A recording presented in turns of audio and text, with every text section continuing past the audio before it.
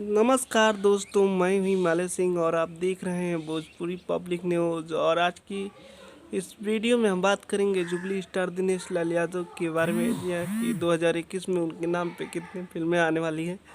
तो सबसे पहले बात करेंगे उनकी फिल्म, जिस फिल्म का नाम है निरहुआ रिक्शा वाला 3।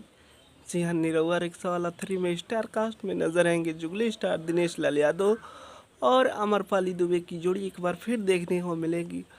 और दूसरी फिल्म है जिस फिल्म का नाम है निरहुआ हिंदुस्तानी 4। जी हाँ, निरहुआ हिंदुस्तानी 4।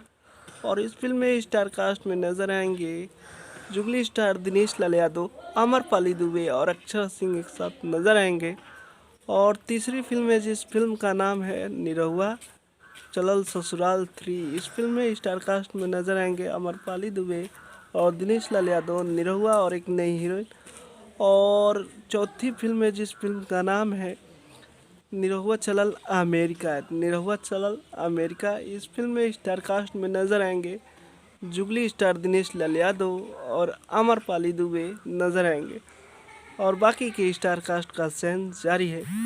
और पांचवी फिल्म है जिस फिल्म का नाम है निरहुआ नौटंकी वाला। इस फिल्म में स्टार कास्ट में नजर आएंगे दिनेश लाल यादव, निरहुआ और अमरपाली दुबे।